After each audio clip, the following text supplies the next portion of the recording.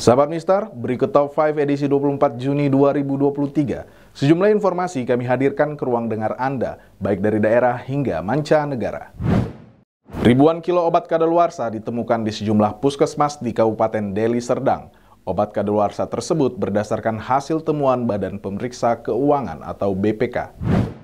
Sebanyak 34 puskesmas dan 2 rumah sakit di Kabupaten Deli Serdang diperintahkan untuk mengembalikan obat expired atau kadaluarsa yang jumlahnya ditaksir mencapai ribuan kilogram. Hal ini disebut-sebut merupakan hasil temuan dari Badan Pemeriksa Keuangan atau BPK.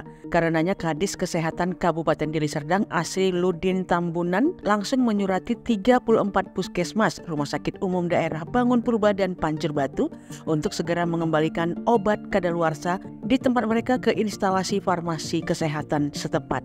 Ribuan obat kadaluarsa terungkap dalam surat yang ditandatangani Asriluddin Tambunan kepada 34 kepala puskesmas, kepala lab Kesda, Rumah Sakit Umum Daerah Bangun Purba dan Pancur Batu perihal pengembalian obat kadaluarsa ke IFK untuk dimusnahkan berdasarkan temuan BPK. Berdasarkan data yang diperoleh wartawan, obat kadaluarsa di puskesmas di hampir seluruh puskesmas di Deli Serdang mencapai 20 sampai 80 kg.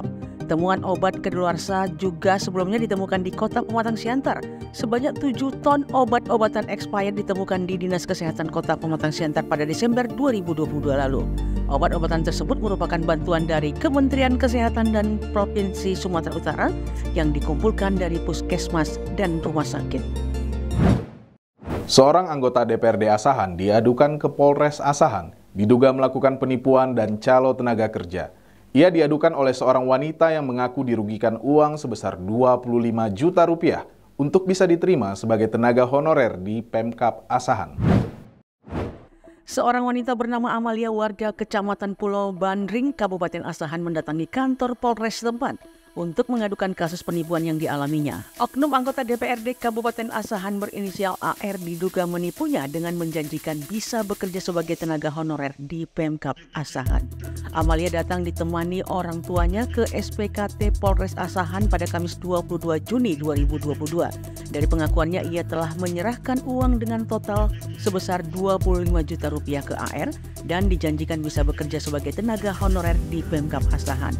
Awaludin, kuasa hukum korban, mengatakan kliennya itu menyerahkan uang kepada terlapor pada bulan Agustus 2022 lalu dengan imbalan akan ditempatkan sebagai tenaga honorer di Pemkab Asahan. Diketahui AR merupakan anggota DPRD Asahan aktif dan sejak iming-iming pekerjaan yang dijanjikan tidak terrealisasi, terlapor selalu memiliki banyak alasan ketika ditagih, bahkan terakhir sudah tidak bisa dihubungi kembali. Awaludin mengatakan uang itu juga diserahkan dalam 2 tahap, pertama sebesar 15 juta dititipkan melalui rekan AR dan sisanya 10 juta rupiah ditransfer langsung ke rekening AR. Kapolres Asahan AKBP Rocky Hasuhunan Marpaung membenarkan laporan tersebut dan masih melakukan penyelidikan terkait hal tersebut.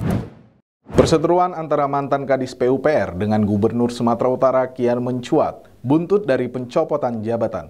Bahkan mantan Kadis PUPR tersebut membuat pengaduan ke Polda Sumut. Mantan Kadis PUPR Provinsi Sumatera Utara Bambang Pardede melayangkan protes ke Gubernur Sumatera Utara Edi Rahmayadi. Bambang melaporkan gubernur karena diturunkan jabatan eselonnya dari eselon 2 turun menjadi eselon 3 pasca dibebas tugaskannya Bambang sebagai Kadis PUPR. Penurunan eselon tersebut membuat dirinya secara otomatis pensiun. Kekesalan Bambang bertambah karena status pensiun tersebut membuat ia batal mendapatkan tawaran karir ke Kementerian PUPR. Padahal ia sudah mendapat tawaran tersebut. Sejauh ini ia menduga bahwa SK yang dikeluarkan Gubernur Edi Rahmayadi karena dipengaruhi oleh para pembisiknya. Menanggapi hal ini, Gubernur Sumatera Utara Edi Rahmayadi menjawab bahwa jabatan itu bukan hak, jabatan itu adalah kepercayaan. Edi juga mengatakan protes yang dilakukan boleh-boleh saja. Edi juga mengatakan bahwa penurunan eselon terhadap Bambang sudah terlebih dahulu mendapat izin dari Komisi Aparatur Sipil Negara. Ia menegaskan selain dia dan Wakil Gubernur, maka kinerja aparatur yang ada di bawah pemerintahan Provinsi Sumatera Utara dinilai oleh tim tersebut. Edi pun mengakui bahwa Bambang telah melayangkan surat kepadanya, namun ia justru mempertanyakan cara yang dilakukan anak buahnya tersebut. Ditambahkan Edi lagi, selama ini sudah 3 kali ada peringatan dari organisasi, bahkan peringatan ini semua berlaku sama. Salah satunya proyek multi-years 2,7 triliun rupiah. Selain melayangkan surat protesnya, mantan Kadis PUPR juga membuat pengaduan ke Polda Sumatera Utara. Melalui kuasa hukumnya Raden Nuh mengatakan, ia melaporkan dugaan tindak pidana kejahatan informasi dan transaksi elektronik, di mana tindakan itu terjadi di Kompleks Taman Harapan Indah Tanjung Rejo, Medan Sunggal pada 14 Juni 2023. Bambang membuat laporan karena adanya keputusan Gubernur Sumatera Utara perihal pembebasan Insinyur Bambang Pardede M.Eng dari tugas jabatan tinggi Pratama Kepala Dinas Pekerjaan Umum dan Penataan Ruang.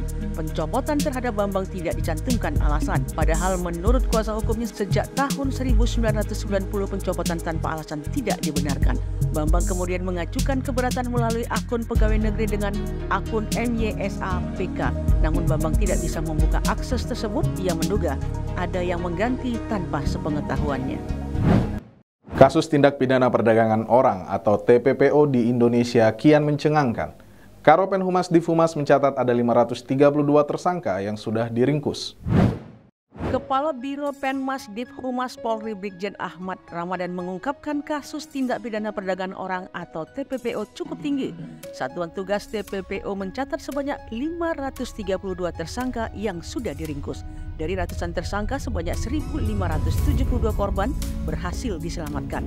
Penangkapannya sendiri berasal dari 456 laporan polisi. Dari ribuan korban yang diselamatkan, 711 korban merupakan perempuan dewasa dan 86 perempuan anak. 731 korban laki-laki dewasa dan 44 anak laki-laki. Dijelaskannya, modus yang paling banyak digunakan adalah bekerja sebagai pekerja migran Indonesia dan pekerja rumah tangga. Total modus PMI dan PRT mencapai 361. Modus paling banyak berikutnya dijadikan pekerja seks komersial hingga 116 kasus. Modus dijadikan anak buah kapal ada 6 kasus dan eksploitasi terhadap anak mencapai 25 kasus. Hingga hari ini sebanyak 83 kasus sudah masuk tahap penyelidikan, 347 di tahap penyidikan dan berkas sudah lengkap atau P21 1 kasus. Ahmad Ramadan meminta masyarakat agar tidak mudah tergiur dengan tawaran bekerja bergaji tinggi baik di dalam maupun di luar negeri. Selain itu juga ia meminta untuk memastikan perusahaan penyalur tenaga kerja tempat melamar tersebut adalah perusahaan yang resmi. Gelombang panas di India kian mengkhawatirkan. Tercatat akibat panas yang mencapai hampir 45 derajat Celcius di negara itu, angka kematian mengalami kenaikan 2 kali lipat. Cuaca ekstrim di India semakin mengkhawatirkan. Kurun waktu 5 hari ini, orang yang meninggal dunia akibat gelombang panas 2 kali lipat dibawa ke krematorium di tepi Sungai Gangga. Pendeta Hindu Rajesh Pandey mengatakan jumlah mayat yang mereka tangani di tepi Sungai Gangga mencapai 30 orang, bertambah 2 kali lipat. Warga pun kini berbondong-bondong mendatangi sungai. Kepala Pengawas Medis dan Belia SK Yadav juga menyampaikan bahwa jumlah pasien yang ditangani di rumah sakit distrik melonjak drastis. Pihaknya masih tetap menyelidiki apa penyebab pasien sakit, namun umumnya karena kondisi komorbiditas dan sudah stadium akhir. Tercatat sejak 15 Juni setidaknya 80 kematian terjadi karena suhu melonjak hingga hampir 45 derajat Celcius di Belia, India. Menurut data Organisasi Kesehatan Dunia, setiap tahunnya di bagian utara negara India rata-rata 5-6 kali mengalami gelombang panas. Biasanya terjadi antara Maret dan Juni. Sebuah studi yang dilakukan oleh para peneliti dari Universitas Cambridge menemukan bahwa gelombang panas yang mematikan ini dipicu oleh perubahan iklim. Pada tahun 2022, perubahan iklim telah membuat hampir 90% masyarakat India lebih rentan terhadap masalah kesehatan, sosial masyarakat, kekurangan makanan, dan peningkatan risiko kematian. Demikian Top 5, saksikan terus Top 5 di Mistar TV. Saya Rizky Julkarnain, sampai jumpa.